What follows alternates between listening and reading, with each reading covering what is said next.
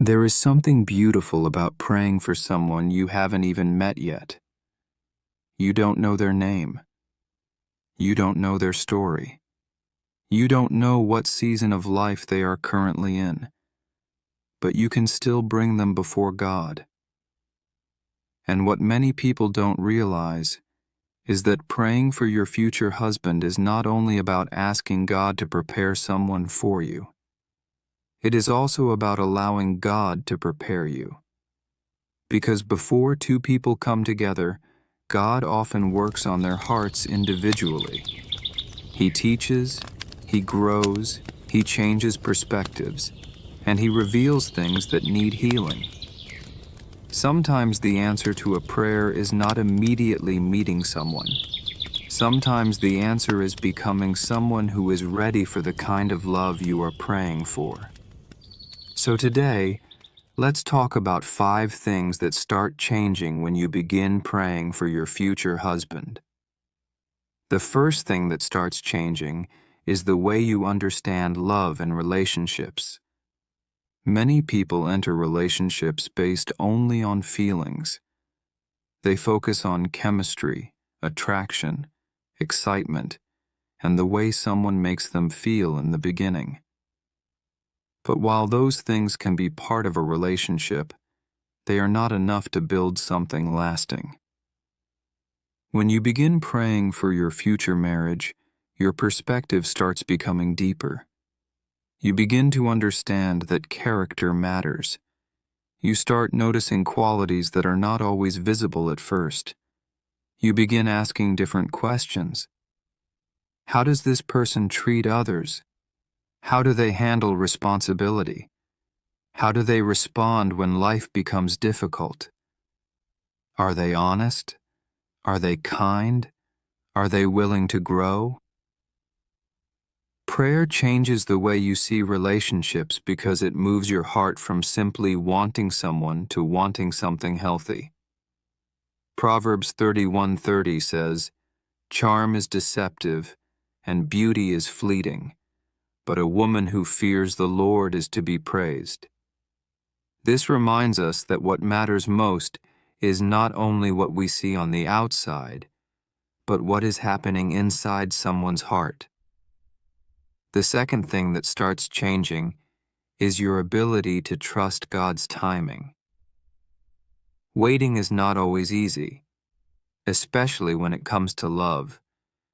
There may be moments when you see other people entering relationships, getting engaged, or starting families, and you begin wondering when your own story will happen.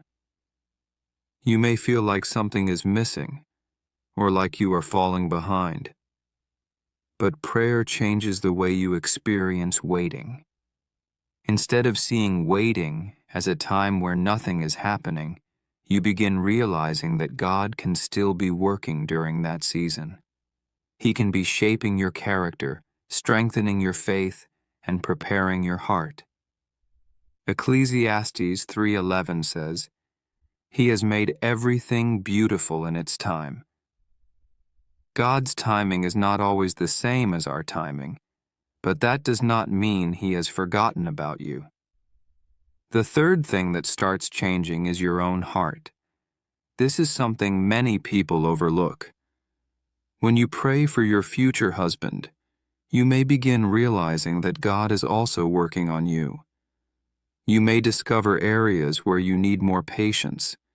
You may recognize wounds from your past that still affect the way you view relationships. You may learn that love is not only about being loved, but also about learning how to love well. A healthy marriage requires forgiveness, humility, communication, and the willingness of two people to continue growing. So while you pray for the person God may bring into your life, also allow Him to shape the person you are becoming. The fourth thing that starts changing is your standards. Sometimes when people desire love deeply, they become focused only on finding someone. They become afraid of waiting.